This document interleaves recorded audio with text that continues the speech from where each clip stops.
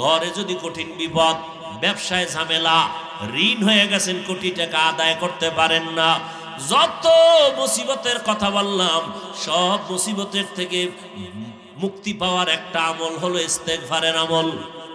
কি আমল? ইস্তেগফার।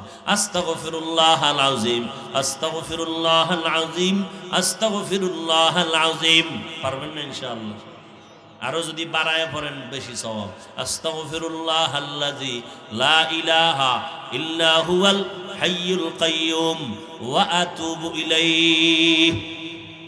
তিনটা গুনাহ ছাড়বেন, মিথ্যা বলবেন না, গালি দিবেন না, গীবত করবেন না, আল্লাহর কোরআন তেলাওয়াত করবেন। আম্মা জানেরা, যদি পুরাটা না পারেন কমপক্ষে দৈনিক এক পারা, না হয় আধা পারা, একান্তই যদি না পারেন প্রতিদিন আম্মা জান ফজরের নামাজের পরে সূরা ইয়াসিনটা তেলাওয়াত করবেন, জোহরের নামাজের পরে সূরা আর রহমান তেলাওয়াত করবেন, আসরের নামাজের পরে আম্মা ইয়াতাসাআলুন তেলাওয়াত করবেন 30তম পারার প্রথম পৃষ্ঠা। এরপরে আম্মা জান মাগরিবের নামাজের পর সূরা ওয়াকিয়া তেলাওয়াত করবেন, ইযা ওয়াকাতিল ওয়াকিআ। এশার নামাজের পর 29তম পারার সূরা মুলক তেলাওয়াত করবেন, তাবারাকাল্লাযী বিয়াদিহিল মুলক ওয়া হুয়া আলা কুল্লি শাইইন কাদির। আল্লাহর কোরআন তেলাওয়াত করবেন। যারা বলেন আমি পারি না, শেখেন, শেখেন, অনেক লাভ আছে। কারণ কোরআনের মতো সহজ ভাষা এই দুনিয়ার আর কোথাও নাই। ইসলাম ধর্মের মতো সহজ ধর্ম জমিনে আর কোথাও পাবেন না। আল্লাহর কোরআন পড়বেন, আর যদি একান্ত পড়তে পড়তে চেষ্টা করতে করতে ফাঁকে ফাঁকে ছোট দিয়ে একটা সূরা তো পারেন, আলহামদু সূরাটাও তো পারেন, নাকি পারেন না? পারেন, তাহলে আমলটা করবেন নি? কথা কয় না। বলে দেই, ফজরের নামাজের সুন্নত পইরা ফরজ নামাজ আছে কয় রাকাত? ওই 2 রাকাত নামাজের আগে কিসের পরে? সুন্নতের পরে। ফরজ 2 রাকাতের আগে 41 বার বিসমিল্লাহ সহ আলহামদু সূরাটা পড়বেন। আগে 11 বার দুরূদ শরীফ, শেষে আবার 11 বার দুরূদ শরীফ।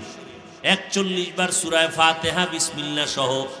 এই 41-এর আগে 11 বার দুরূদ, 41-এর পরে 11 বার দুরূদ পইরা সামনে একটা পানির গ্লাস নিয়ে পানিতে দম করবেন, ওই পানিটা পান করবেন, ঘরের সবাই পান করবে। আল্লাহ কোরআন এই সূরাটাকে সব মুফাসসিরিনে কেরাম বলেন, নবীও বলেন, এই সূরাটা হলো সমস্ত রোগের ঔষধ বলা হয়। অতএব এই আমলটা করবেন ফরজের সুন্নতের পর, ফরজ 2 রাকাতের আগে। কারো যদি অভ্যাস হয়েই যায় আমল শুরু করে দিবেন। একবার হঠাৎ করিয়া যদি লাগাতার আমলের হঠাৎ যদি একদিন না পারেন, অর্থাৎ সুন্নতের পরে ফরজের আগে আর পারেন নাই, তাহলে ফরজটা পড়িয়া ওই নামাজের মুসাল্লায় বইয়া আমলটা করে নিবেন। কুল হুয়াল্লাহ সূরা পারেননি? পারেন? প্রতিদিন 50 বার সূরাটা পড়বেন, যে কোনো এক টাইমে নির্জনে একা একা আল্লাহর মোহব্বত নিয়া। কয়বার? কয়বার? 50। প্রথমে 5 বার দরুদ শরীফ, লাস্টে 5 বার দরুদ শরীফ, বিসমিল্লাহ সহ 50 বার সূরা ইখলাস পড়বেন। এই মিয়া, দুধ কলা দিয়া ভাত খাইছেন, এটা ভিটামিন না? কিন্তু আপনি জানেন না এটা ভিটামিন সি না ডি, কিচ্ছু জানেন না, কিন্তু ভিতরে গিয়ে কাজ করবেনি। কথা বল না কেন? আমল করতে থাকবেন, বলে গেছি করবেন। যদি ইয়াকিন আর বিশ্বাসের সাথে মহব্বতে করেন, ভেতরে কাজ চলতে থাকবে। 50 বার সূরা ইখলাস, ইন্না তাইনা পারেননি? পারেন? প্রতিদিন ফজরের পরে পারলে পড়বেন 41 বার। কয়বার? আগে 11 বার দরুদ শরীফ, 41-এর পরে 11 বার দরুদ শরীফ। প্রত্যেকবার সূরাটার শুরুতে বিসমিল্লাহ সহ পড়বেন। ছোট আমল, কিন্তু ফলাফল অনেক বড়। জীবনে আল্লাহ যদি জিগায় কোন আমল করছেননি, কি জবাব দিবেন আল্লাহর আদালতে? কোরআনের তেলাওয়াত দ্বিতীয় জবানের আমল। আল্লাহর নামের জিকির করবেন, হাঁটতে চলতে উঠতে বসতে সব সময় কার জিকির? আল্লাহর জিকির। আল্লাহর জিকিরের মধ্যে আছে আল্লাহর তসবিহ, সুবহানাল্লাহ, আলহামদুলিল্লাহ, আল্লাহু আকবার, লা ইলাহা ইল্লাল্লাহ। এটারে একসাথে বলবেন, সুবহানাল্লাহি ওয়ালহামদুলিল্লাহি ওয়ালা ইলাহা ইল্লাল্লাহু ওয়াল্লাহু আকবার। এটা পড়বেন জিকির। 3 নাম্বার আমল দরুদ শরীফ।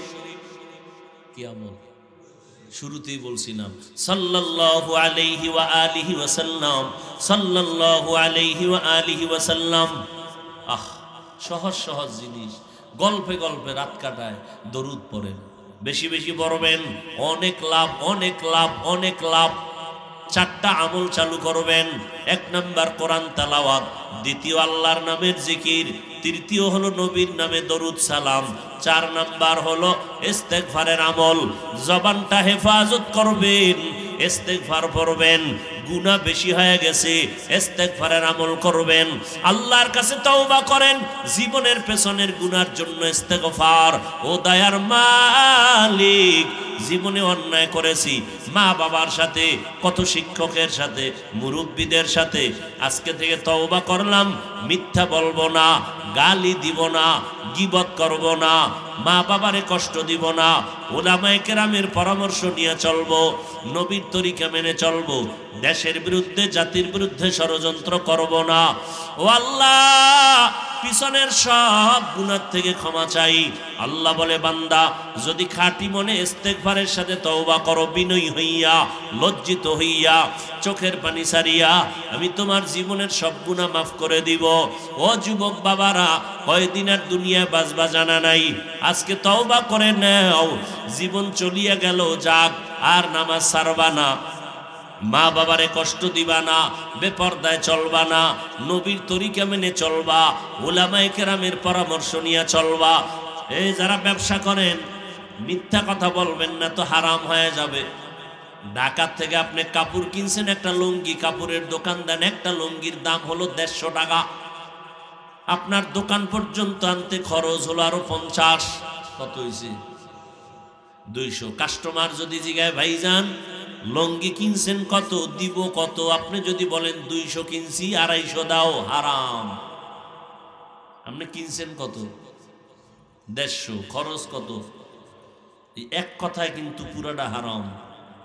আপনার বলতে হবে, ভাইজান আমার দোকান পর্যন্ত লুঙ্গির খরচ হয়েছে 200, আপনি 50 লাভ দেন, হালাল।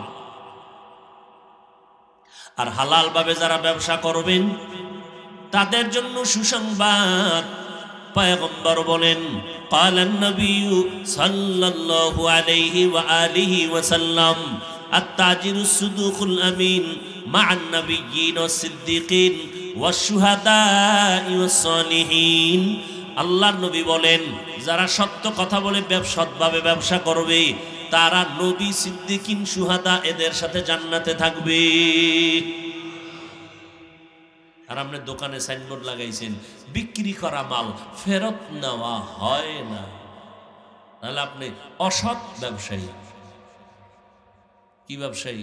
ব্যবসায়ী যদি হতে চান, অবশ্যই লিখতে হবে, অবশ্যই বিক্রি করা মাল ফেরত নেওয়া হয়, তাহলে আপনি সৎ ব্যবসায়ী। 2 নম্বর, জবানের দ্বারা গীবত, শিকায়াত করবেন না। গীবত করা হারাম। ওয়াইলুল লিকুল্লি হুমাযাতিন লুমাযা, ওয়াইল নামক জাহান্নাম। যারা গীবত করে, যারা কারো নামে বদনাম ছড়ায়, কারো নামে বানাইয়া বদনাম বানায়, এদের জন্য ওয়াইল নামক জাহান্নাম। 1 নাম্বার, মিথ্যা বলবেন না। দ্বিতীয়, গীবত করবেন না। 3 নাম্বার গুনাহ, এই জবানের দ্বারা গালাগালি করবেন না। গালি দেওয়া হালাল না হারাম? এই মৌলিক 3টা গুনাহ ছাড়বেন, ইনশাআল্লাহ। রাজি আছি না? আপনারা মদ পান করতেছেন, করতে করতে করতে করতে কত করবেন? বলে আজ করব না। পার্কে যাই আড্ডা দিতে দিতে মনটা একটু খারাপ, আর যাব না।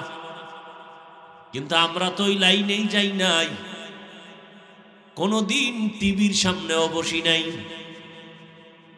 এমনকি আল্লাহর শুকর, আমার আব্বা জান আম্মা জান দুনিয়াতে আসার পর থেকে আজকের দিন পর্যন্ত আমার আব্বা আম্মা কোনোদিন আমাকে হাফ প্যান্টও পরান নাই, ফুল প্যান্টও পরান নাই।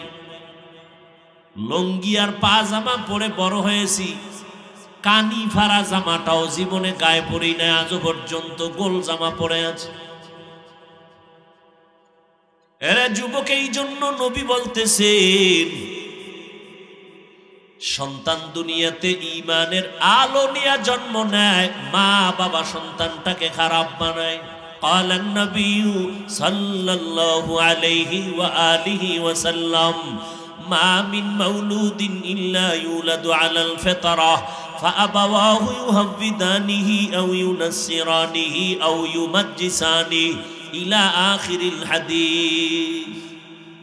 এই জন্য কিয়ামতে প্রত্যেক সন্তান মা বাবার বিরুদ্ধে আল্লাহর আদালতে মামলা দায়ের করবে। কোরআনের আয়াত, যেই সূরা আহজাবের আয়াত পরে আজকে বয়ান শুরু করলাম, এই সূরাটার ৬৭ নম্বর এক আয়াতে আল্লাহ বলেন, কিয়ামতের ময়দানে সন্তানদের আল্লাহ ডাকবেন, এই সন্তান, নামাজ পড়েছো না, রোজা রাখছো না, পর্দা করছো, করি নাই কেন?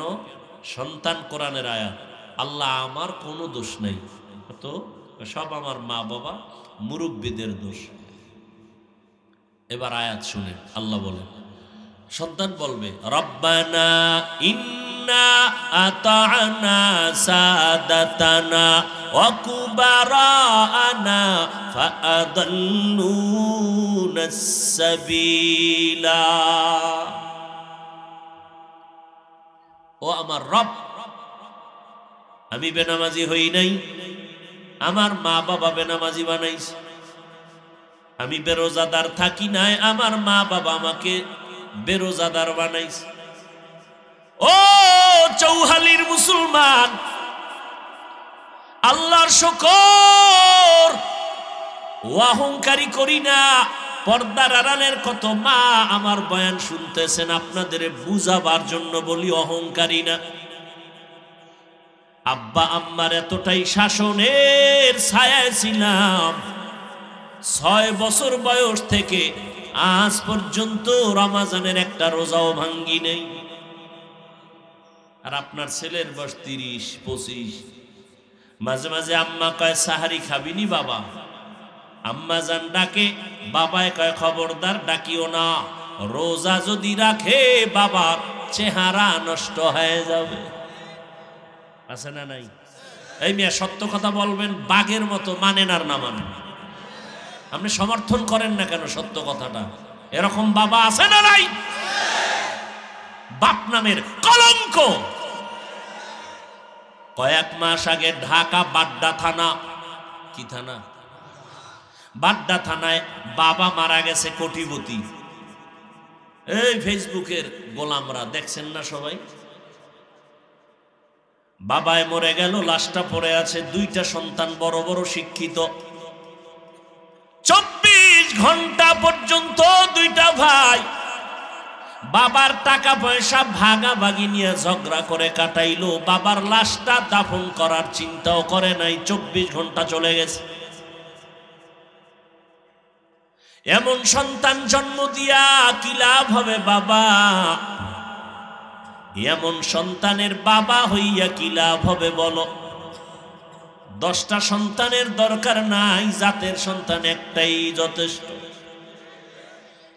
এই জন্যই তো পৃথিবীর শ্রেষ্ঠ নবী আমার গর্ব করে বলতেছেন, ও দুনিয়ার মানুষ, মক্কার বেঈমানেরা আমি মুহাম্মদের বাজে কথা কয় কয় ঘরে আর কয় মুহাম্মদ মইরে গেলে ওর বংশ শেষ, কারণ ওর কোনো ছেলে নাই। যার ছেলে নাই তার বংশ ধরে রাখবে কে? তার সুনাম ধরে রাখবে কে? মদিনার নবী বলেন, মনটা কেমন জানে একটু কষ্ট লাগছে, আমি মুহাম্মদের ছেলে হইছে ঠিকই, শিশু বয়সে মারা গেল। আল্লাহ আয়াত নাজিল করে কয়, নবী কোনো কষ্ট পাবেন না, আপনার বংশ রক্ষা হবে দুনিয়ার কিয়ামত পর্যন্ত, কিয়ামতের দিন। তবে যারা চাপাবাজি করে ওদের বংশ রক্ষা হবে না, ওদের ছেলেও থাকবে না, কেউ থাকবে না।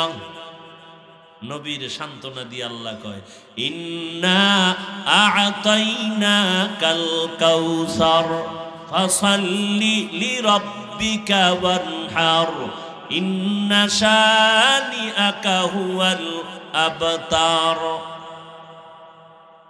এখন দেখেন তো, যারা যারা নবীরে গাইল লইছে বংশ ঠিকবে না, নবীর নাম কেউ নিবে না। যারা কইছিল ওগো নাম জানেননি? কেউ কেউ জানেন? ৫,০০০ টাকা দিন, কেউ বলতে পারবেন?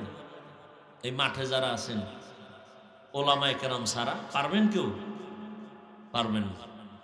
আর আমার নবীর নাম কথা বলেন না কেন? সবাই মানি, বিধর্মীরা পর্যন্ত। রসুলকে, রসুলের জন্য জীবন দেওয়ার জন্য কোটি প্রাণ তৈরি। কথা ঠিক না? নবী বলেন, আমার কোনো ছেলে না, আমি 4 কন্যার বাবা।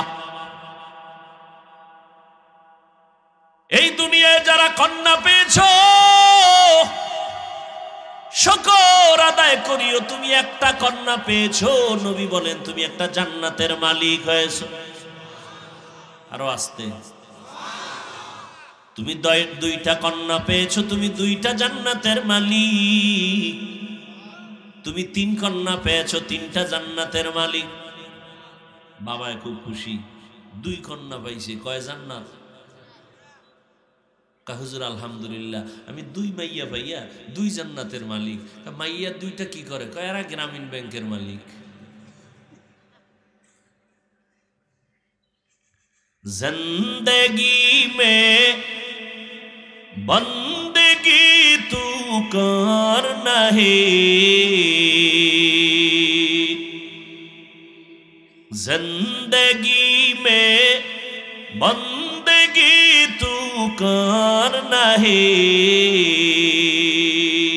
এই আগে আগে বাড়ি যাইবেন না, এই জোতা টোতা গুছাইতেছে, আগে যাইব বাড়ি। ওই যে শুরুতে বলছি, কপাল পুড়ে গেলে নবীর বয়ানও কালেমা পড়ে না। আর কপাল যদি খুলিয়া যায়, নবীরে জবাই করতে সেও কালেমার মালা গলায় লাগায়। হেদায়েতের মালিককে। ভাইরা আমার, এই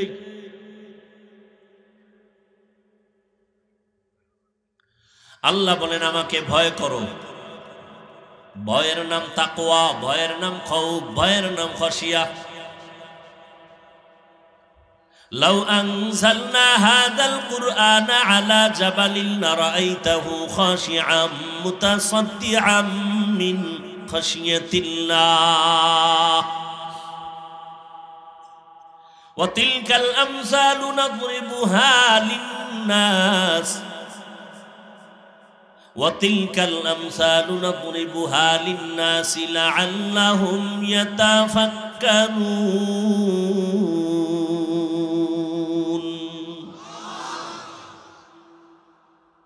আরে আল্লাহর গোলাম, আল্লাহকে ভয় করার নাম খশিয়া, আল্লাহকে ভয় করার নাম তাকওয়া। যিনি ভয় করবেন তার নাম হলো মুত্তাকিন।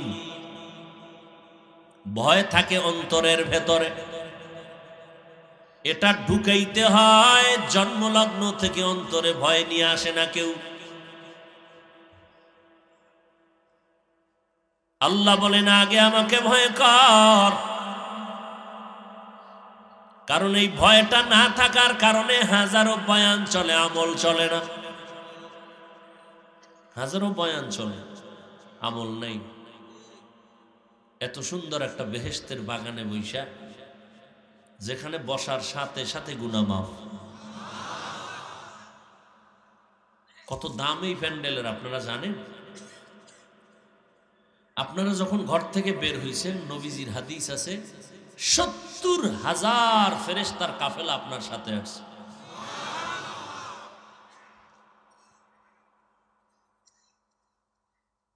কিন্তু এখানে আইসাও ওই মোবাইলটা লয়ে ব্যস্ত। কি বয়ান শুনবেন? বয়ান তো কলবে ঢুকে না। এমন একটা বয়ান নাই যেখানে মোবাইল নিয়ে আমি কথা বলি না। লাভ কি?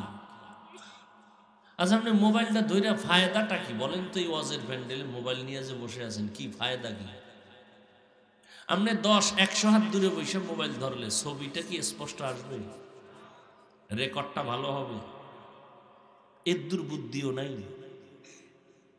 আপনার কাজটাই তো মিডিয়াওয়ালারা করতেছে নিখুঁতভাবে, ঠিক না? বয়ানটা যদি আপনার প্রয়োজন হয় সকালবেলা ডাউনলোড করে নিতে পারবেন না? তার রেকর্ডটাও পিওর, আপনারটা তো ভেজাল। এরপরে মোনাজাতের পরে যদি মোবাইলটা জিনেরা নিয়েই যায়, তা তো আমও গেল সালাও গেল। হ্যাঁ, বহু জিন কিন্তু এখানে আছে, মোবাইল নিয়ে যাবে। এদের বাড়ি চালান দিয়েও ভাইবেন। একজনে কেউজুর মোবাইল এই স্টেজের সামনে মোবাইল খুঁজতেছে। কই খুঁজো? মাটি দেরাত খুঁজ, ভিতরে মোবাইল খুঁজে এই বিছানা উঠায়, জুতা খোলে, এইটা খোলে, এই সরেন সরেন মোবাইল মোবাইল। জিনে তো নিয়া ও মাঠের বাইরে গেছে, ও খুঁজে এখানে। পাগলের পাগলাম। তুই লাভ হইল কি? তোর বয়ানো শেষ, গোষ্ঠী শুদ্ধ আইসেও খালি গেলি খেলি। হায় হায় যুবক, নিজের দাম যদি নিজে রক্ষা না করে আর একজনে কেমনে দেয়? ও যুবক, তোমার কত দাম চিনলা না তুমি? তোমাকেই চিনলা না। এই জন্য আল্লাহওয়ালারা বলেন, মান আরাফা নফসাহু ফাকাদ আরাফা রব্বা। যে নিজেকে চিনে সে আল্লাহকেও চিনে। তুমি আসলে তোমাকে চিনোই না, তুমি চিনোই না তোমার দাম কত। কাজী নজরুল তোমার থেকে 3 কেজি ওজন ছিল, তার মাথা বেশি, হাত একটা বেশি ছিল, তার নামে সিন্নি ভরে গোটা দুনিয়া। রবীন্দ্রনাথের ইতিহাস পড়ো, তাহলে তুমি তো তার থেকেও প্রতিভাবান। একটা এহুদি বেঈমানের বাচ্চাগুলো যদি গোটা দুনিয়াটাকে নিয়ন্ত্রণ করতে পারে, তুমি তো সৃষ্টির শ্রেষ্ঠ নবীর উম্মত, তুমি পারবা না কেন? কি এই ভাইরা বলেন, সত্য কথা বলবেন, বুঝাবার জন্যই কিন্তু আমি বলি। সৃষ্টিগতভাবে নারীদের জ্ঞানের তুলনায় পুরুষের জ্ঞান কম। যারা জানেন তারা বলেন। একটা নারী যদি দেশ চালাইতে পারে, আপনারা পারবেন না? কি সেই মেধা আছে না? কিন্তু কপাল খারাপ, মোবাইল দিয়ে সব নষ্ট করে দিচ্ছেন। চরিত্র নষ্ট, সুস্থতা, স্বাস্থ্য নষ্ট। আপনার দ্বারা কোনো কাজই এই জমিনে হবে না। বরং আমগো হুজুরগো অনেকে কয় না, আমরা সমাজের বোঝা। মিয়া, তুমি সমাজের বোঝা, তুমি ঘরের বোঝা, তুমি মায়ের বোঝা, আমরা বোঝা না। আমার মতো একটা সন্তান পাওয়ার জন্য কত মা কাঁদতেছে। আরে এটা কোন মায়ের ভূত জানি রে। আমারে মাওলায় যদি এরকম একটা ভূত দিত। একজনে চিঠি লেখছে আমার কাছে, আপনার মায়ের একটু দেখবো কেমন ফ্যাট, কেমন ফ্যাটে আপনারে রাখছে, আপনার আম্মার একটু দেখতে যাবো ঢাকা, যদি আপনার আম্মা আসে। অহংকারীর জন্য বলছি না, আপনাদেরকে বুঝাবার জন্য বলছি। তার মানে এইটা না আপনারা সব আমার মতো বক্তা হবেন, হুজুর হবেন, পাগড়ি লাগাবেন না, সেটা বলছি না। এই যুবক, ভালো করে বুঝো। তুমি স্কুলে পড়ো, কলেজে পড়ো, টাকা নাই, আমি সহযোগিতা করুন, পড়ো, ভালো ডাক্তার হও। এই গ্রাম্য ডাক্তার না, দিলটারে এত বড় বানাবি যে গোটা দুনিয়া নিয়ন্ত্রণ করবো আমি একা। সম্মানের সর্বোচ্চ চেয়ারে থাকবো আমি। ডাক্তার হলো সম্মান থাকবে আন্তর্জাতিকভাবে। প্রফেসর হবি, মানুষ মাথায় নিয়ে নাচবে। সম্মানের প্রফেসর হও। ডাক্তার হলে সম্মানের ডাক্তার হও। তাসনিমার মতো জুতার বাড়ি খানেওয়ালা ডাক্তার হইও না। তাসনিমা নাসরিনও তো এমবিবিএস ডাক্তার, জুতার বাড়ি খায় কেন? জ্ঞান তো মোটেও কম নাই, নামটাও তো চমৎকার নাম, বাপ মাও তো ভালো। তাসলিমা জুতার বাড়ি খায় কেন? একমাত্র কারণ চরিত্র খারাপ। তুমি যত বড় প্রফেসর হও, চরিত্র ঠিক না করলে তাসলিমার থেকে জুতা আরো বেশি খাবা তুমি। আর চরিত্র ঠিক করো, গোটা দুনিয়া তোমাকে নিয়ে সম্মান করবে, মরে গিয়েও তুমি অমর হয়ে থাকবা, তোমার নামে সুনামের ইতিহাস তৈরি হবে। কাজী নজরুলের থেকেও ইতিহাস আরো উচ্চাঙ্গে তোমার ইতিহাস তৈরি হবে তোমার চরিত্রের কারণে। তোমার তো হুজুর হওয়ার দরকার নেই, হুজুর তো আমরাই। তুমি ডাক্তার হও, তুমি ইঞ্জিনিয়ার হও, প্রফেসর হও, এসপি হও, ডিসি হও, এমপি হও, মন্ত্রী হও, তবে আদর্শবান হও। মরে গেলে যেন মানুষ স্মরণ করে, দোয়া করে। কি এটা সম্ভব না? গজবের মোবাইল থেকে নিজেকে বাঁচাও, সম্ভব। আর না হয় চরিত্র নষ্ট করবা মোবাইল দিয়া, কপালে একটা ভালো বউ পাবা না। বিয়া আছে কিনা জানি না, যদি থাকে, কপালে যদি বিয়া থাকে, না থাকার সম্ভাবনাটা অনেক বেশি। যদি কপালে বিয়া থাকে তবে ভালো বউ পাবা না, পাবা জল্লাদ। কি বাবা? জল্লাদ। কথাগুলো লেখা রেখো, হাসতে হাসতে বলি, মনে করো না এগুলি বাতাসে উড়াই দিল। যেমন কর্ম, হ্যাঁ, কয় মাইয়ার জিন্দিগির উপরে আক্রমণ করছো, এক জল্লা দাইয়া জুতা দিয়া সাইজ করবো, রেডি থাকো। কত ধানে কত চাল টের পাইবা সময় মতো। দানা কাটা ভরি আনবা না। ঘরে এসেই মায়ের ডানা কাটবে, শ্বশুরের ডানা কাটবে, এরপর বলবে তোর মা খারাপ, বাপ খারাপ, চল ঢাকা গুলশানে ফ্ল্যাট লইতে। এই মা বাবার ডানাটা কাইটা মগাডারে লয়ে গেছে গুলশান। হ্যাঁ অনুযায়ী ফ্ল্যাট লইয়া স্বামী যায় একদিক, ও যায় আর একদিক, ঘুরে টুরে টাকা পয়সা হাতাইয়া কামাইয়া, এরপর আমি ডানা কাটা পূর্ণ পড়ি, তোর ডানাও কেটে এবার হিজরত করে চলে গেলাম।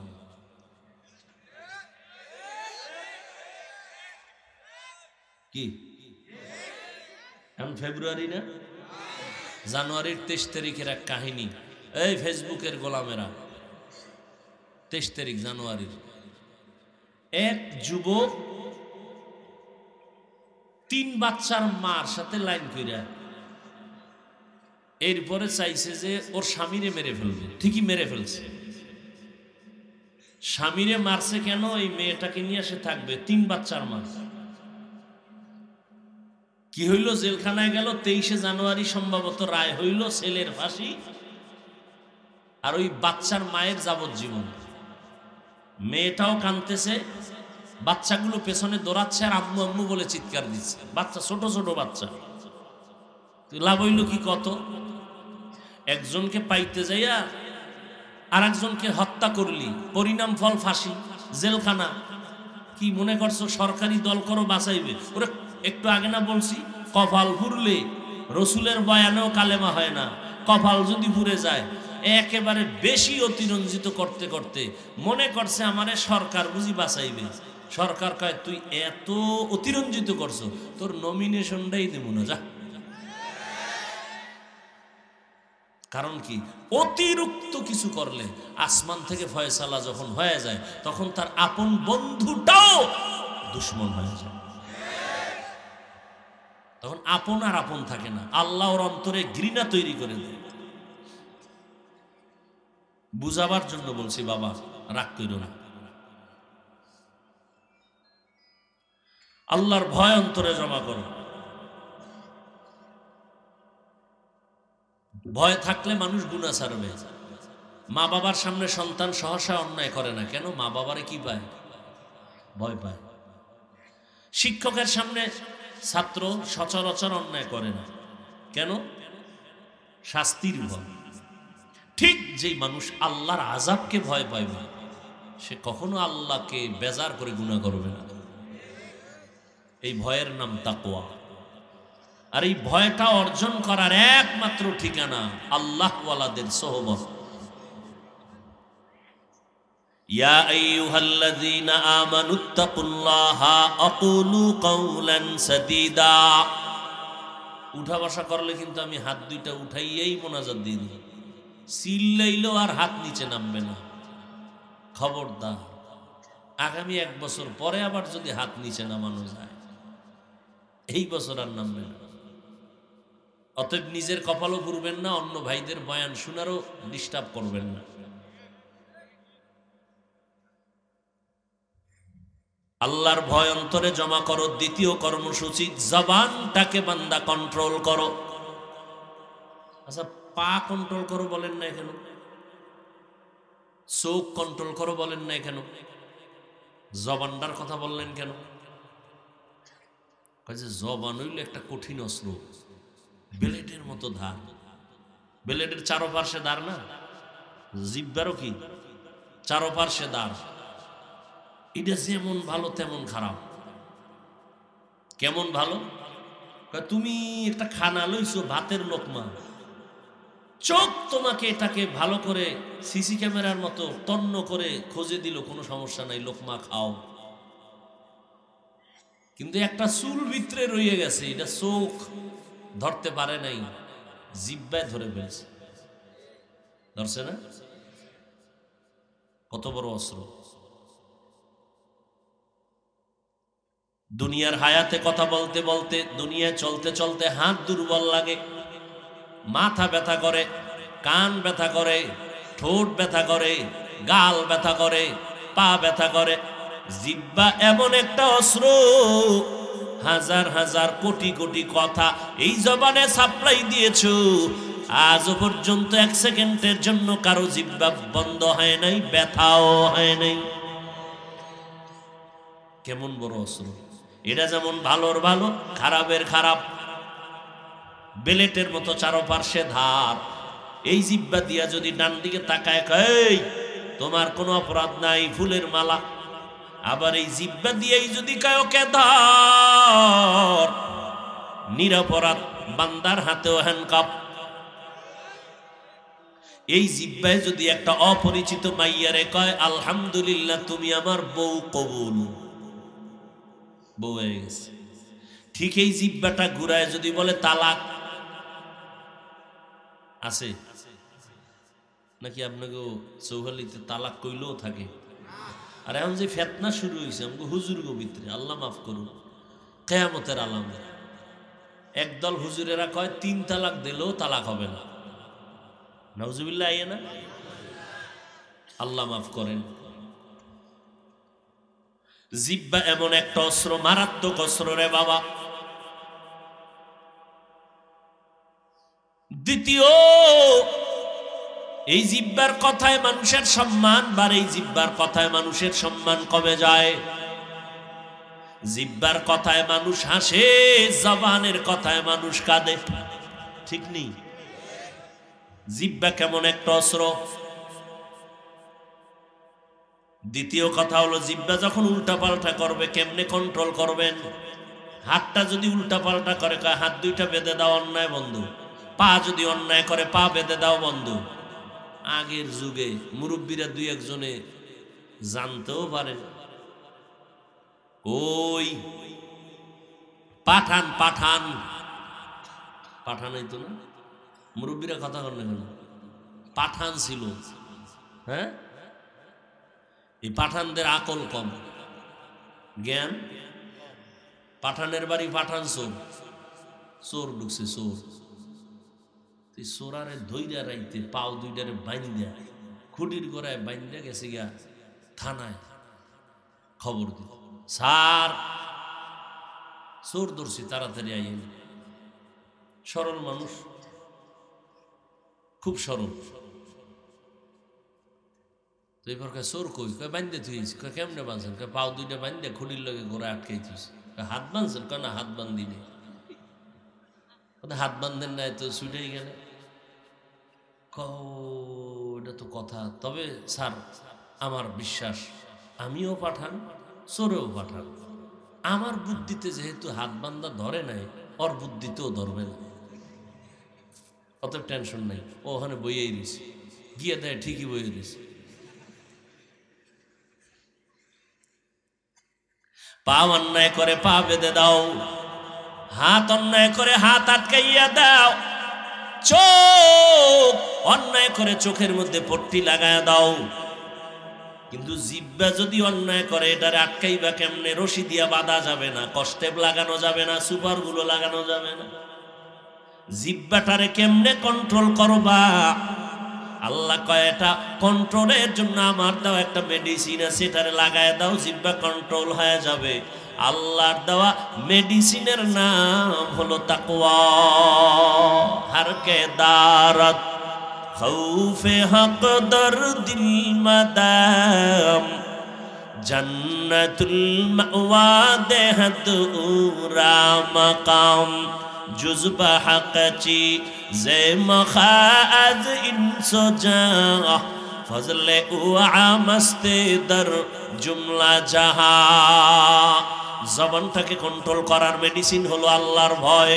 ওমরে ফারুক রাদিয়াল্লাহু তাআলা আনহু রাসূলের সাহাবী, কত বড় সন্ত্রাসী নবীর গর্দান কাটার জন্য দৌড়ায় তরবারি নিয়ে। আল্লাহ তাকে হেদায়েতের মালা গলায় পরায় দেয়। নবীর সোহবতে এত দামি হয়ে গেলেন, ওমর যেই পথে চলে শয়তান ওই পথে চলে না, ভয় পায়। যুবকেরা একটু চিন্তা করতো, এটা কেমন মানুষ যে শয়তান ভয় পায়? যেই শয়তান আল্লাহর সামনে চ্যালেঞ্জ দিছিল আদমের ব্যাপারে, এই শয়তান পর্যন্ত ওমর যদি আসতেছে দেখে দৌড়, আর একদিকে দৌড়। চিন্তা করার বিষয়, আমি বলছি যদিও 1 মিনিটে, কিন্তু চিন্তার বিষয় যে এই ওমরটা কেমন, যে শয়তান দেখেই দৌড়। আমগো বাঙালি এক সালাকে কয়, হুজুর আলহামদুলিল্লাহ শয়তান আমারও ভয় পায়। খালি ওমরেরই ভয় পায়নি, শয়তান আমারও ভয় পায়। কেন? আমি ওর থেকে বড় শয়তান। এত পরিমাণ আমি শয়তানি জানি, জিন শয়তান ওটা বুঝেই না, আমার পেছে আটকায় যায়। কয়েকজন বান্দা বয়ে মুড়ি খায়, মুড়ি চিনেননি? কি মুড়ি? টাকা উঠেছে, 1 টাকা করে দিয়ে 4 জনে কয় টাকা? 4 টাকার মুড়ি কিনে এবার বয়ে বয়ে খাইতেছে ক্ষেতের মধ্যে। ইবলিস একা, আমার ক্ষুধা আছে, কিছু দিবিনি? আমরা টাকা দিছি, তুমিও দাও। ইবলিস দিয়েছে 4 আনা, কয় না? তো 4 জনে কয় আমরা 1 টাকা দিছি, আমরা 5 আঙ্গুল দিয়ে খাই। তুমি যেহেতু 4 আনা, তো 1 আঙ্গুল দিয়ে খাইতে হবে। কয় আঙ্গুল? ঠিক আছে, 1 আঙ্গুল দিয়ে যখন 4 আনা ভাগ হয়ে আঙ্গুলটা ঢুকায়, মুড়ি একটা উঠে, মুখে দেওয়ার আগে নাকের বাতাসে বইরে যায়, আবার উঠে আবার ভরে, আবার উঠে আবার ভরে, এরকম করতে করতে 5 আঙ্গুল আলারা খাইয়া। ইবলিস কয় এত বাটপারি করলাম, কিন্তু এরকম কারো কাছে তো ঠগি নাই। আকেলারা পেশা খামুশি বুয়াদ, পেশায়ে জাহেল ফারামুশি বুয়াদ। জবানটাকে কন্ট্রোল করো, আল্লাহর ভয়। ওমরে ফারুক রাদিয়াল্লাহু তাআলা আন একটা পাথরের টুকরা মুখের মধ্যে রাখতেন, অযথা কথা যেন বের না হয়। আল্লাহর আদালতে অযথা কথার জন্য হিসাব দিতে হবে। বিশ্ব বরেণ্য কলিয়ে কামেল, বড় একজন মুফাসসির, বড় এক ইমাম, বড় দার্শনিক, ইমাম গাজালি। নাম শুনছেন? নাম কি বলেন তো? না, ইমাম গাজালি, গাজ্জালি না, ইমাম গাজালি। তিনি বলেন, মান কাসুরা কালামুহু কাসুরা খাতাউহু, ওয়া মান কাসুরা খাতাউহু মাতা কলবুহু, ওয়া মান মাতা কলবুহু দাখালান নার। যারা বেশি কথা কয় তার কথায় বেশি ভুল, যার কথায় বেশি ভুল তার কথায় কলব মরে যায়, যার কলব মরে যায় তার ঠিকানা জাহান্নাম। অতএব কথা কম বলো। এজন্য নবী বলেন, মান সমাতা নাজা, যে চুপ থাকে সে মুক্তি পায়। তার মানে কি? নামাজে দাঁড়ায় চুপ থাকবে, যেখানে সুবহানা রাব্বিয়াল আযীম কওয়া হেনে কইব না, যেখানে যেটা বলার সেটা বলতে হবে, যেখানে বলা দরকার নাই সেখানে বলবে না। এরে নবীর উম্মতের দল, হযরত ওমর ফারুক একটা পাথরের টুকরা মুখে রাখে, অনর্থক কথা যেন বের না হয়। প্রয়োজন হলে পাথর বের করে কথা বলেন, আবার ভেতরে রাখেন। মোবাইলে কি পরিমাণ অযথা কথা বাড়ায় দিল। কথা তো কই, আবার মিথ্যার উপরে মিথ্যা, কঠিন মিথ্যা। মোবাইলটা হাতে নিয়ে কানে দইরা একজনে কয়, ভাইজান আপনি কই আছেন? মনে করেন পাওনাদার, জিগাইলি ভন্ডায় কইবে টাকা দেন, কয় যে আমি ঘরে বয়ে, আমি জমি নেই নাই। কি পরিমাণ মিশা কথা মোবাইলের দ্বারা কথা। সন্তানের সাথে মিথ্যা, মা বাবার সাথে মিথ্যা কথা। এরে নবীর উম্মতের দল, জবানকে কন্ট্রোল করো। কেমনে কন্ট্রোল করবেন?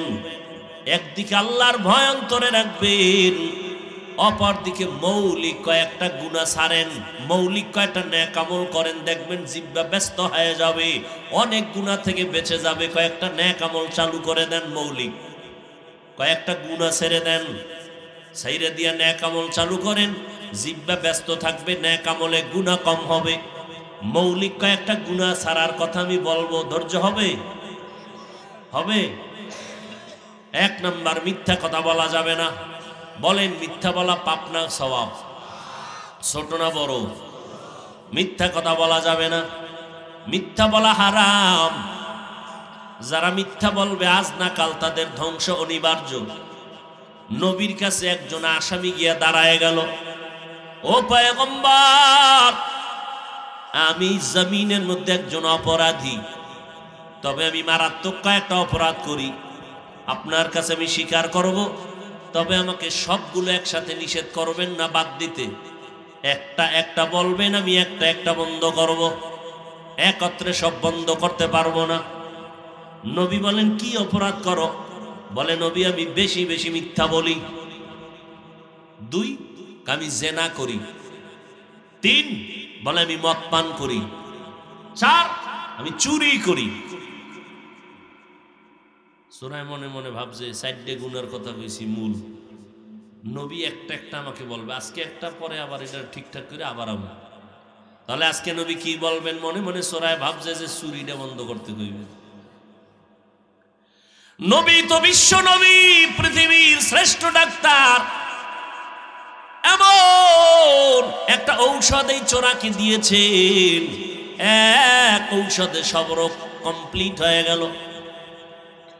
চোরারে ডাক দিয়া কয়, রে ভাই, তুমি যেহেতু অনেকগুলো গুনাহ করো, জেনা করো, মদ পান করো, চুরি করো, মদ পান করো, মিথ্যা কথা বলো, তবে তুমি একটা আস্তে আস্তে বন্ধ করে দাও, চুরি। কয় না না, কি? নবী বলে, 1 নাম্বার, আজকে তুমি রেডি হয়ে যাও, ওয়াদা দাও, মিথ্যা কথা জবানে বলবা না। যাও, এই ঔষধ, এটার থেকে প্র্যাকটিস করো, মিথ্যা বলবা না। সোরায় কি খুশি! আমার চুরি বন্ধ করতে কয় নাই, কি বন্ধ করতে কইছে? মিথ্যা। তাহলে আজকের চুরিটা হবে বরকতের। যেহেতু নবী জানে আমি চোর, জানার পরেও নিষেধ করে নাই, আজকে চুরি হবে বরকতের চুরি। মিথ্যা বলবো না, ওয়াদা করেছি। চুরি চলবে, মদ পান করা চলবে, জিনা চলবে। রাতের বেলা গভীর হয়ে গেল, নিয়ত করছে এক ভালো বড় লোকের বাড়ি যাবে। রাস্তার মাঝে গিয়ে পেরেশান। রহমতের নবী জানে আমি চোর, চুরি করার পরে যদি কাল পরশু খবর যাবে নবীর কাছে, নবী তো জানে আমি চোর। নবী যদি জেনে আমারে ডাক দেয়, নবীর সাথে ওয়াদা মিথ্যা বলা যাবে না, তো স্বীকার করতে হবে আমি চোর। আমি দ্বিতীয়বার নবীর সামনে চোর হইয়া কথা বলতে চাই না। ঘর রাস্তা থেকে ফিরে গেলেন, চুরি আর করব না। বাসায় যাইয়া মদের বোতল হাতে নিল, আবার বাধা এসে গেল।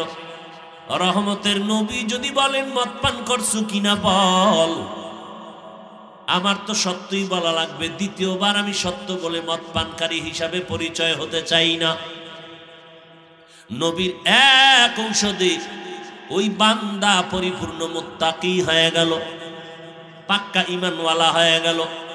মিথ্যা বলবেন না, মিথ্যা বলবেন না। এই আম্মা জানেরা, মিথ্যা বলা হারাম, এর পরিণাম ফলটা বড় ভয়ঙ্কর।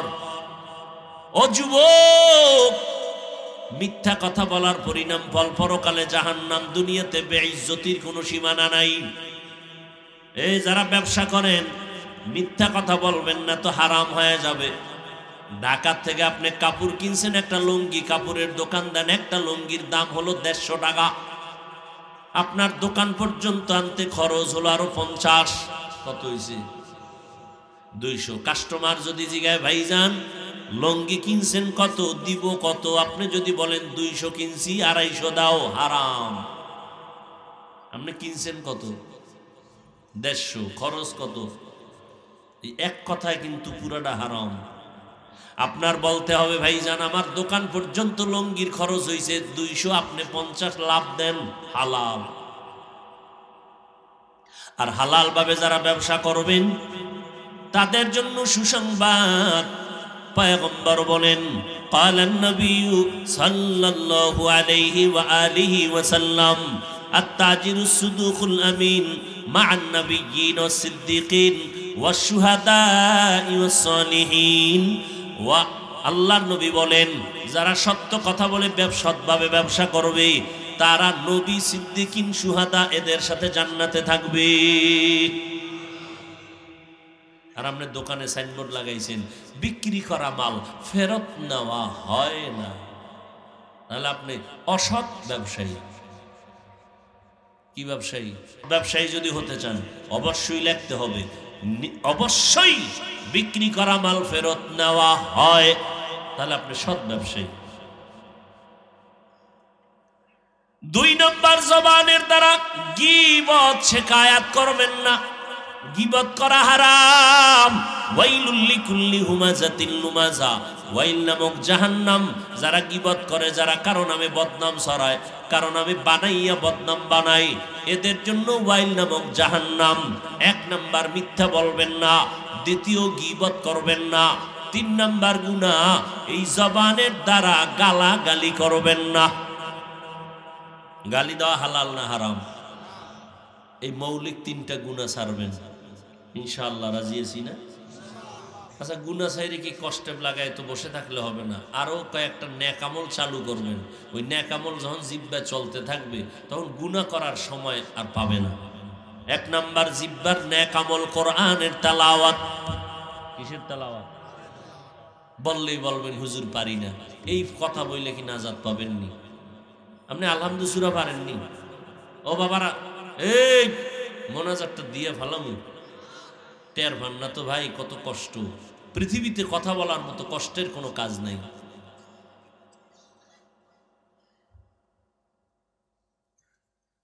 আমি গুছাই নিতেছি, আর 10টা মিনিট সময় দিবেন না মোনাজাত দিয়ে দেব? বয়ান কিন্তু বক্তার বাহাদুরিতে হয় না, শ্রোতাদের অন্তরের আকর্ষণে বক্তার বয়ান হয়। এই কথাটা আজীবনের জন্য মনে রাখবেন। বলবেন বক্তার বয়ান মজা লাগে নাই, তোমার অন্তর খারাপ ছিল এই জন্য মজা লাগে নাই। বক্তার বাহাদুরিতে এলেমে বয়ান হয় না, শ্রোতাদের অন্তরের আকর্ষণে বয়ান হয়। কি যাব আর একটু সামনে যাব? ভাইরা আমার, 1 নাম্বার জবানের আমল কোরআনের তেলাওয়াত। পর্দার আড়ালের আম্মাজানদেরকে বলছি কোরআনের তেলাওয়াত করেন, কারণ এই আপনাদের সন্তানদের তো প্রথমে আমি কম কথা বলি নাই, সব কথা যদি বাস্তবায়ন করতে হয় আম্মাজান আপনার ভালো আদর্শ লাগবে, দোয়া লাগবে। কারণ এই জমিনে যত ভালো সন্তান হয়েছে মায়ের অবদানের কারণে হয়েছে।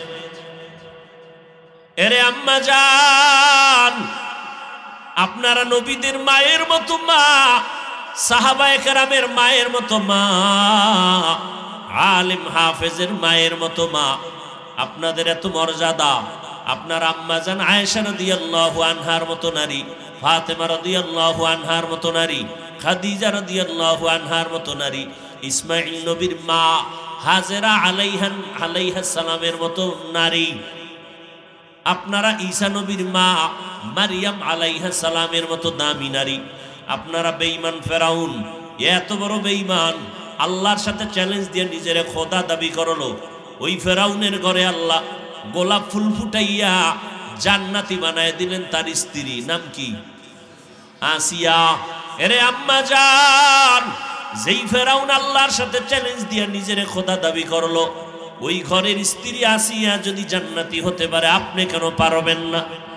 আপনার স্বামী তো আপনাকে নামাজ পড়তে বাধা দেয় না, বরং অনেক স্বামী আছে নামাজ ঠিক মতো পড়ে না, কিন্তু আমগোর সাথে গর্ব করে, হুজুর আমি যদিও নামাজ পড়তে পারি না, আল্লাহর শুকর এমন একটা স্ত্রী পাইছি নামাজ ছাড়ে না, কোরআন তেলাওয়াত করে, আল্লাহর হাজার শুকর। করেন এরকম? এরে আম্মা জানেরা, নামাজ পড়বেন, আপনার গর্ব থেকেই দুনিয়াতে ভালো সন্তান আসবে। এই দুনিয়াতে ডিসি সাহেবের ব্যবহার ভালো, এসপি সাহেবের ব্যবহার ভালো, ওসি সাহেবের ব্যবহার ভালো, চেয়ারম্যান সাহেবের ব্যবহার ভালো, আল্লাহর কসম এগুলো তাদের ব্যক্তিগত বাহাদুরি না, সব হলো মায়ের অবদান। আম্মা জানদের আদর্শের কারণে সন্তানের আচরণ ভালো। এরে আল্লাহর বান্দারা, ও যুবক বাবারা, ও পর্দার আড়ালের আম্মা জানেরা, এই দুনিয়াতে মদিনাতুল মুনাওয়ারা থেকে একজন আল্লাহর ওলি কুতুবুল আলম ভারতে আসছেন কালেমার দাওয়াত দেওয়ার জন্য। নাম আপনারা সবাই জানেন, খাজা মঈনুদ্দিন চিশতি আজমিরি রহমাতুল্লাহ আলাইহি। এত বড় আল্লাহর ওলি, যার হাতে দ্বীনের দাওয়াত পাইয়া ভারতের জমিনে লক্ষ লক্ষ লক্ষ লক্ষ বিধর্মী কালেমা পড়লো। মায়ের সামনে খাজা মঈনুদ্দিন একটু আনন্দ প্রকাশ করে। আম্মা জান ডেকে বলে, বাবা মঈনুদ্দিন এত আনন্দ কেন করো? বলে, মা আমার হাতে লক্ষ লক্ষ বিধর্মী মুসলমান। মা বলে, এটা তোমার বাহাদুরি না, আমি মায়ের অবদান। মায়ের অবদানের কারণে খাজা মঈনুদ্দিন চিশতি আজমিরি বলেন, আম্মা জান আপনার অবদানটা কি জানবো? আম্মা জান ডেকে বলে, রে সন্তান, তুই যখন আমার গর্ভে আসছো, আমি রাতের বেলা ঘুমাইতাম না, আল্লাহর কাছে সিজদায় পড়ে কান্না করতাম। ও দয়ার মালিক, আমার গর্ভের সন্তানটাকে তুমি কুতুবুল আলম বানায় দাও। তুই যখন দুনিয়াতে আসছো, আমি মা তোরে দুগ্ধ পান করাইছি। আল্লাহর কসম, আমি মা তোকে যতদিন দুধ পান করাইছি, একটা ফোঁটা দুধ তোর মুখে বিনা অজুতে দেই না। এর সন্তান কুতুবুল আলম হবে না তো সিনেমা হলের মায়ের সন্তান হবে? আম্মা জান বাচ্চা গর্ভে নিয়ে টেলিভিশনে নাচ গান দেখেন, স্বামীর খেদমত করেন না, স্বামীর মাল নষ্ট করতেছেন। এরে আম্মা জান, আপনার মতো কত মা এখনো আছে, খুঁজলে পাবেন। নামাজ ছাড়ে না, তাহাজ্জুদও পড়ে, স্বামীর মাল হেফাজত করে, সন্তানগুলোকে আদর্শ বানানোর চেষ্টা করে। ও আম্মা জান, সন্তানটারে ডাক্তার বানাবেন, দোয়া করে গেলাম। তবে দাবি আমার, সন্তানকে কোরআন পড়াইয়া নবীর আদর্শের ডাক্তার বানাইয়েন। আপনি মরিয়া গেল, সন্তান ডাক্তারি করবে, কোরআন পড়বে, দোয়াও করবে আপনার জন্য। সন্তানটাকে প্রফেসর বানাবেন কোরআন পড়াইয়া, এরপরে নবীর আদর্শের প্রফেসর বানাইয়েন। সন্তানটাকে ইঞ্জিনিয়ার বানাবেন কোরআন পড়ানোর মাধ্যমে, এরপরে নবীর আদর্শের ইঞ্জিনিয়ার বানাবেন। জীবনটা আপনার ধন্য হয়ে যাবে। এরে আল্লাহর গোলাম, ভালো করে বুঝো, আল্লাহর কোরআন তেলাওয়াত করবেন আম্মা জানেরা। যদি পুরাটা না পারেন, কমপক্ষে দৈনিক এক পারা, না হয় আধা পারা। একান্তই যদি না পারেন, প্রতিদিন আম্মা জান ফজরের নামাজের পরে সূরা ইয়াসিনটা তেলাওয়াত করবেন। জোহরের নামাজের পরে সূরা আর রহমান তেলাওয়াত করবেন। আসরের নামাজের পরে আম্মা ইয়াতাসাআলুন তেলাওয়াত করবেন, 30তম পারার প্রথম পৃষ্ঠা। এরপরে আম্মা জান মাগরিবের নামাজের পর সূরা ওয়াকিয়া তেলাওয়াত করবেন, ইযা ওয়াকাতিল ওয়াকিআ। এশার নামাজের পর 29তম পারার সূরা মুলক তেলাওয়াত করবেন, তাবারাকাল্লাযী বিয়াদিহিল মুলক ওয়া হুয়া আলা কুল্লি শাইইন কাদির। ও আমার কলিজার যুবক বাবারা, একটু সাক্ষী দাও, তোমার মতো যুবক জীবনে মাদ্রাসায় পড়ে নাই, স্কুলে পড়ে, কলেজে পড়ে, কিন্তু 5 বেলার নামাজ পড়ে। বলো আছে না নাই? তুমি কেন পারবা না রে বাবা? তোমার মতো যুবক রাস্তায় গাড়ি চালায়, নামাজ ছাড়ে না, তুমি কেন পারবা না? তোমার মতো যুবক নদীর মধ্যে মাছ ধরে, নামাজ ছাড়ে না। তোমার মতো যুবক র্যাব, আর্মি, পুলিশ, বিডিআরের চাকরি করে, নামাজ বাদ দেয় না, তুমি কেন পারবা না? তোমার মতো যুবক সন্তান কৃষি কাজ করে, নামাজ ছাড়ে না, তুমি কেন পারবা না? ও বাবাজিরা, আপনার মতো কত বুড়া মানুষ হাতে লাঠি নিয়া মসজিদে গিয়া 5 বেলার নামাজ পড়ে, আপনি কেন পারবেন না? এখন থেকে তৈরি হয়ে যান, আল্লাহর কোরআন তেলাওয়াত করবেন। যারা বলেন আমি পারি না, শেখেন, শেখেন, অনেক লাভ আছে। কারণ কোরআনের মতো সহজ ভাষা এই দুনিয়ার আর কোথাও নাই। ইসলাম ধর্মের মতো সহজ ধর্ম জমিনে আর কোথাও পাবেন না। আল্লাহর কোরআন পড়বেন, আর যদি একান্ত পড়তে পড়তে চেষ্টা করতে করতে ফাঁকে ফাঁকে ছোট দিয়ে একটা সূরা তো পারেন, আলহামদু সূরাটাও তো পারেন, নাকি পারেন না? পারেন, তাহলে আমলটা করবেন নি? কথা কয় না। বলে দেই, ফজরের নামাজের সুন্নত পইরা ফরজ নামাজ আছে কয় রাকাত? ওই 2 রাকাত নামাজের আগে কিসের পরে? সুন্নতের পরে। ফরজ 2 রাকাতের আগে 41 বার বিসমিল্লাহ সহ আলহামদু সূরাটা পড়বেন। আগে 11 বার দুরূদ শরীফ, শেষে আবার 11 বার দুরূদ শরীফ। 41 বার সূরা ফাতিহা বিসমিল্লাহ সহ। এই 41-এর আগে 11 বার দুরূদ, 41-এর পরে 11 বার দুরূদ পইরা সামনে একটা পানির গ্লাস নিয়ে পানিতে দম করবেন, ওই পানিটা পান করবেন, ঘরের সবাই পান করবে। আল্লাহ কোরআন এই সূরাটাকে সব মুফাসসিরিনে কেরাম বলেন, নবীও বলেন, এই সূরাটা হলো সমস্ত রোগের ঔষধ বলা হয়। অতএব এই আমলটা করবেন ফরজের সুন্নতের পর, ফরজ 2 রাকাতের আগে। কারো যদি অভ্যাস হয়েই যায়, আমল শুরু করে দিবেন। একবার হঠাৎ করিয়া যদি লাগাতার আমলের হঠাৎ যদি একদিন না পারেন, অর্থাৎ সুন্নতের পরে ফরজের আগে আর পারেন নাই, তাহলে ফরজটা পড়িয়া ওই নামাজের মুসাল্লায় বইয়া আমলটা করে নিবেন। কুল হুয়াল্লাহ সূরা পারেননি? পারেন? প্রতিদিন 50 বার সূরাটা পড়বেন, যে কোনো এক টাইমে নির্জনে একা একা আল্লাহর মোহব্বত নিয়া। কয়বার? 50। প্রথমে 5 বার দরুদ শরীফ, লাস্টে 5 বার দরুদ শরীফ, বিসমিল্লাহ সহ 50 বার সূরা ইখলাস পড়বেন। এই মিয়া, দুধ কলা দিয়া ভাত খাইছেন, এটা ভিটামিন না? কিন্তু আপনি জানেন না এটা ভিটামিন সি না ডি, কিচ্ছু জানেন না, কিন্তু ভিতরে গিয়ে কাজ করবেনই। কথা বল না কেন? আমল করতে থাকবেন, বলে গেছি করবেন। যদি ইয়াকিন আর বিশ্বাসের সাথে মহব্বতে করেন, ভেতরে কাজ চলতে থাকবে।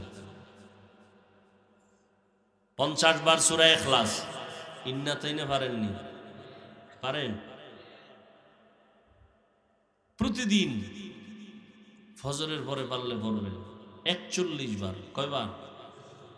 আগে 11 বার দরুদ শরীফ, 41-এর পরে 11 বার দরুদ শরীফ। প্রত্যেকবার সূরাটার শুরুতে বিসমিল্লাহ সহ পড়বেন। ছোট আমল, কিন্তু ফলাফল অনেক বড়। জীবনে আল্লাহ যদি জিগায় কোন আমল করছেননি, কি জবাব দিবেন আল্লাহর আদালতে?